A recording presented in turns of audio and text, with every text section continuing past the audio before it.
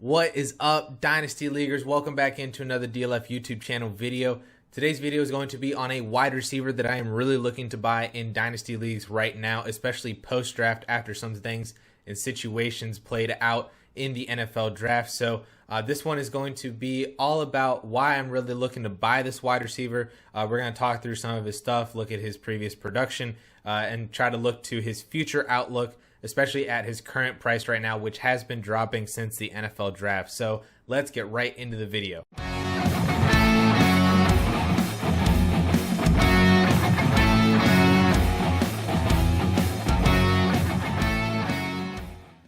So like I said at the top, this video is going to be about a wide receiver that I'm really looking to buy in Dynasty Leagues right now. And that wide receiver is Cincinnati Bengals wide receiver T. Higgins. So the breakout rookie from 2020 for the Cincinnati Bengals, who came on really down the stretch, especially with and then even after Joe Burrow's injury in 2020, really showed out as a breakout rookie wide receiver last year. And so I'm really excited to talk about T. Higgins.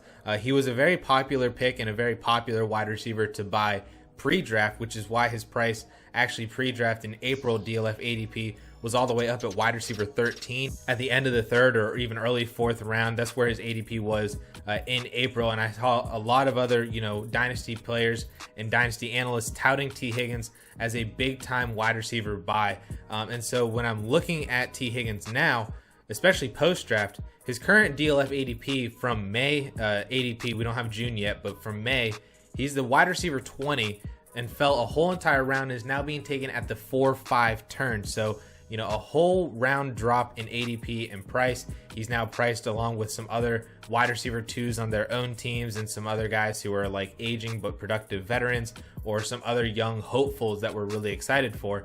And outside of, just Jamar Chase being drafted there, I don't really understand why T. Higgins has dropped so much in price. So let's dive into it. Let's look and see what we got with T. Higgins. We can start with his 2020 stats from his rookie year. He totaled 108 targets, 67 receptions, 908 receiving yards, and 6 touchdowns, finishing as the wide receiver 28 on the entire season. But that actually should look a lot better than what it is right now, because if you look a little bit deeper in terms of what he did in terms of his game log and his production, especially with and without Joe Burrow, he really didn't get going until week 3. From week 3 on through week 16 is when he averaged over 84% of snaps. Didn't really play all too much in week 1. Kind of got a little bit going in week 2, but still only played 50-60% of snaps in week 2. Then week 3 on was really when he started to play and get significant playing time in 3 wide receiver sets with the Cincinnati Bengals. And over those weeks, from weeks 3 through 16, he was the wide receiver 16 in fantasy points. Joe Burrow then got hurt, unfortunately, in week 11. So if you look at T. Higgins from weeks 3 through 11 with Joe Burrow, he was the wide receiver 18 over that time, averaging 13.3 fantasy points per game, as opposed to 10.7 fantasy points without Joe Burrow from weeks 12 through 17. But then if you look a little bit deeper, if you remove weeks 1 and 2, like I said, he didn't really play all that much in weeks 1 and 2, kind of similar to other rookies like Justin Jefferson and stuff. They just kind of get going a little bit later on down the season. But if you remove weeks 1 and 2 and keep it with weeks 3 through 11 with Joe Burrow, he did average 15.7 fantasy points per game, which is really what we love to see. And that was also with AJ Green, Tyler Boyd, Joe Mixon was sprinkled in there. He had a really good, strong start to the 2020 campaign. And then, there was just overall a pretty solid fantasy team for the Cincinnati Bengals, driven through a lot of passing volume, even though they weren't necessarily a good NFL team. But we've seen that before in the past, where bad NFL teams can still produce and translate to good fantasy football teams, especially through the passing game and through the air for wide receivers and quarterbacks. So if we look a little bit more into this fantastic 2020 rookie campaign for T. Higgins, I did notice that he, had over 908 receiving yards, and he actually joined a group of 24 wide receivers since 2000 to pass the 900 receiving yard threshold in their rookie season. And from the 2020 class, he also joined CeeDee Lamb and Justin Jefferson, AJ Brown, DK Metcalf, Terry McLaurin from 2019, and a bunch of other fantastic names on this list, like Michael Thomas, Amari Cooper, AJ Green, Mike Evans, Keenan Allen. The list goes on and on here that you can look at all these players that hit the 900 or more mark in their rookie season. And so when you look at this and you look at the future outlook for a lot of these players, you can see that this is a very significant threshold and a very good threshold that we really like to see from our fantasy wide receivers. Looking at the future wide receiver one, so this is how many wide receiver one top 12 fantasy seasons that these wide receivers went on to have after their rookie year. 62% of these wide receivers here went on to have at least one top 12 season after their rookie season. And a lot of them did it multiple times. Anquan Boldin, Odell Beckham Jr., Michael Thomas, AJ Green, Mike Evans, Keenan Allen, Julio Jones and Andre Johnson down there all did it multiple times after their rookie season with over 900 receiving yards in their rookie year. And we can still look at the future wide receiver one or two. This is future top 24 seasons. That number jumps all the way up to almost 86% hit rate for these wide receivers. And really, it was only just like Eddie Royal, Kelvin Benjamin, and Michael Clayton who didn't have a future top 24 season after posting a fantastic rookie season with over 900 yards. And then obviously remains to be seen what CeeDee Lamb and Justin Jefferson do as well with T. Higgins.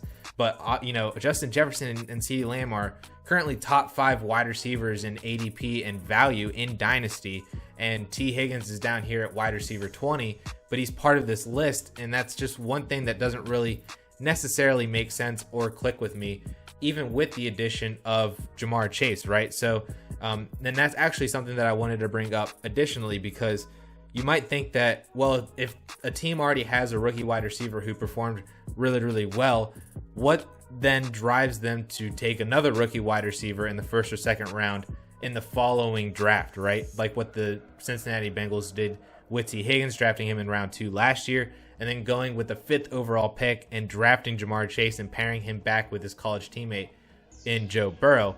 What drives a team to do that? And I mean, we know that the NFL doesn't necessarily make the best decisions, like, James Robinson. Why would the Jaguars draft Travis Etienne when J-Rob just had like a 1,300 total yard season? But the NFL does what it does. And I looked and saw, which of these teams, which of these wide receivers then got paired with a rookie wide receiver the following year that was drafted in round 1 or 2. And you can see on here, Jeremy Maclin was added after Deshaun Jackson did it in 2008. James Washington with Juju Smith-Schuster, Devin Funchess with Kelvin Benjamin, Robert Meacham with Marquise Colston, and then one of the greatest wide receivers of all time, Larry Fitzgerald, got added to the Arizona Cardinals after Anquan Boldin's historic rookie season, which before Justin Jefferson beat it, was the greatest rookie season of all time for a wide receiver outside of Odell Beckham Jr., who did it in 12 games. Anquan Boldin was also a historic rookie campaign. And then they just went and added Larry Fitzgerald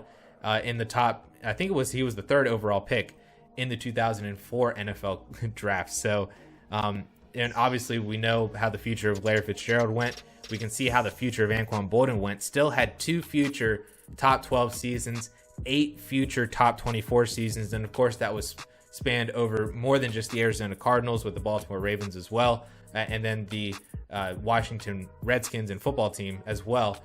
But the point remains to be seen that these wide receivers, if they do this in their rookie season, generally you can predict they're going to do it down the road in the NFL. And especially whenever we're talking about a guy like T. Higgins, who was 21 years old last year, turned 22 this year. He's still super young and has a lot to prove and a lot more to grow in the Cincinnati Bengals offense with Joe Burrow, regardless of whether or not or who they add outside or across from him in Jamar Chase or anything like that. So let's talk about Jamar Chase, because this one's also really interesting as well. Obviously, the price jump and drop from him from April to May was largely due to Jamar Chase being drafted and added to the Cincinnati Bengals. Like I said, over a full round drop in ADP price from April to May, and dropping from the wide receiver 13 to wide receiver 20, largely due to the fact that Jamar Chase was drafted to the Cincinnati Bengals at 5th overall. But to me, when I dive into the Cincinnati Bengals and what they did in 2020 and last year, I'm not ultimately all that worried about, what Jamar Chase is going to do and how he's going to impact T. Higgins. Cincinnati last year was one of 4 teams in 2020 to support 3 100-plus target wide receivers between Tyler Boyd, T. Higgins, and AJ Green. AJ Green obviously is gone. He's with the Arizona Cardinals, left 104 targets from last year. Giovanni Bernard also is gone. He's with the Tampa Bay Buccaneers, left 59 targets. That's 163 vacated targets there that the Cincinnati Bengals have left. I apologize, Peter Howard, for using vacated targets, but it's just a point that I wanted to bring up here, that there are targets available from last year that Ja'Marr Chase can definitely come into. And I still expect Ja'Marr Chase to kind of eat into Tyler Boyd's workload a little bit as well. I think ultimately over the next year or so, Tyler Boyd's going to get kind of phased out a little bit, and it's really going to be the Ja'Marr Chase and T. Higgins side. I still, think Tyler Boyd is fine, and he can be a good fantasy asset as like a wide receiver 3 or a flex. But this offense is moving towards Joe Burrow, Ja'Marr Chase, and T. Higgins, and then whatever Joe Mixon actually ends up becoming, even though it's been like 5 years for him in the league, and that's a whole separate discussion. But looking at what Joe Burrow did, like I said, he got hurt in week 11, but he was averaging over 40 pass attempts per game in 2020, which is equivalent to 680 pass attempts over a new 17-game pace. Obviously, that's a really, really high number, even over 17 games.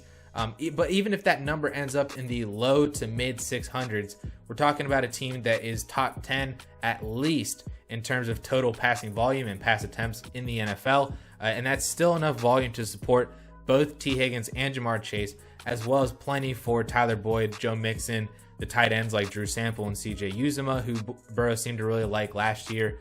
So that offers a lot of volume for this wide receiver and running back and tight end group to really harness and capture. And there's definitely enough there for T. Higgins and Ja'Marr Chase to both have enough. And it's not like we've never seen two wide receivers on the same team be fantasy viable at the same time. There are over a handful of players like that and teammates every single year who show that they can be fantasy viable at the same time. Think about last year, DK Metcalf and Tyler Lockett, Justin Jefferson and Adam Thielen, Julio Jones and Calvin Ridley, Juju Smith-Schuster and Deontay Johnson, Mike Evans and Chris Godwin, Cooper Kupp and Robert Woods, even like Tyreek Hill and Travis Kelce. Like, this happens all the time in the NFL, and these teams can definitely support at least two great wide receivers in terms of maybe one's a wide receiver 1 and another's a wide receiver 2. Maybe both are wide receiver 1s, both are wide receiver 2s. But this can certainly happen, and with over 600 pass attempts per game, maybe even upwards of the mid 600s, or upwards to 700 pass attempts in a season, that can definitely very much happen for T. Higgins and Ja'Marr Chase. And this team, the Cincinnati Bengals team, didn't really change all that much from 2020 to 2021. That defense is still terrible. That offensive line is still kind of iffy. And so Joe Burrow is going to have to sit back there and he's going to have to throw. And I would expect him to throw upwards of 40 times per game, which would be, mid 600s over a course of an entire NFL season. Definitely enough for T. Higgins and Ja'Marr Chase to both be fantasy viable. So finally, none of this really matters, and me saying that to go out and buy him, none of that really matters unless we talk about his current price and his availability in terms of trades. I already mentioned, of course, in startup ADP that he is the wide receiver 20, going behind Brandon Ayuk and Terry McLaurin, and ahead of guys like Deontay Johnson, Cortland Sutton, Jerry Jeudy. I also think it's really interesting that T. Higgins is over 10 wide receivers behind DJ Moore, another guy who is still really young and has a lot of upside and potential, but a guy that, a lot of people I think soured on from 2020, even though he was still fantastic himself. I think that there's a lot more in common between DJ Moore and T. Higgins than there is whenever you talk about guys like T. Higgins and Allen Robinson or Mike Evans or Chris Godwin and stuff like that. Like, I could definitely see you taking those guys ahead of T. Higgins, but I think, seeing DJ Moore and Terry McLaurin and Brandon Ayuk ahead of T. Higgins really makes me just question why they're not only just ahead, but so much significantly farther ahead than T. Higgins. And really, I guess it just comes down to Ja'Marr Chase, but we've already talked about that. So looking at the DLF Trade Finder, I pulled trades from the Trade Finder from over the past 2 weeks. So this is after everybody had enough time to digest the Ja'Marr Chase news. We're looking at the past 2 weeks, so basically from mid-May down through now in early June. I pulled 5 trades that I think really show that you can go out and buy T. Higgins for not just an affordable price. Some of these are really buy low prices, or potential, managers trying to get out of T. Higgins, or they're scared of him for some reason. But I pulled these 5 trades that I thought were really, really interesting, and again, all from the last 2 weeks. So The first one here, T. Higgins for Rondale Moore, Amon-Ra St. Brown, and a 2022 third. T. Higgins and Austin Eckler for the 1.06 and the 2.04. T. Higgins, Derrick Henry, and Adam Troutman for DeAndre Swift and Noah Fant. T. Higgins, the 112 and a 2022 first for the 1.04. T. Higgins and Derek Carr for Ronald Jones and Nelson Aguilar. So, I mean, that ultimately, between all those trades, of course, there's other trades in there that show more accurate value to T. Higgins, maybe a little bit of an overpay.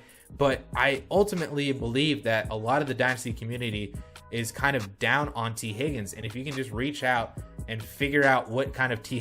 Higgins manager that you have in your Dynasty League, if it's not you, figure out where the T. Higgins manager is on him, see if you can maybe pull him away, because I do believe that he can be not only a productive wide receiver 2 in fantasy football, a mid wide receiver 2 with a lot of wide receiver 1 upside, especially as this Cincinnati Bengals offense really gets going. Joe Burrow comes back from the ACL and all the CL injuries in his knee, gets back to being fully healthy and back to throwing bombs to him and Jamar Chase. Not worried at all about the target distribution or the target share and how Jamar Chase is really going to affect T. Higgins, because the Bengals, I think, ultimately are going to just be throwing 40 times per game anyway. They're a team that really leads the NFL in 3 wide receiver sets. And I think T. Higgins and Jamar Chase can both be on the field at the same time and both be very, very good for fantasy football. And it wouldn't surprise me at all if we're talking about both those guys as 1,100 plus, yards and 8 or 9 touchdowns each by the end of the 2021 season and moving forward through, obviously 2022, 2023. And, T. Higgins is 22 years old. We're talking about a 22-year-old wide receiver who broke out as a 21-year-old rookie wide receiver in the NFL. That's valuable. That's fantastic. That is definitely what you want on that roster. And I showed that he's kind of, a lot closer to Justin Jefferson and CeeDee Lamb than I think a lot of people actually realize, but he's not being valued that way. And so take advantage of his price now while he's being valued the way he is now, and see if you can secure yourself a solid wide receiver 2 with wide receiver 1 upside. With that all being said, guys, thank you all so much for tuning in, for watching. I hope this was helpful. Let me know down in the comments if you guys do end up making any T. Higgins trades. If you go out and acquire him, maybe if you sold him and you got good value, let me know of that as well. So thank you all so much for watching, for tuning in. We'll catch y'all later.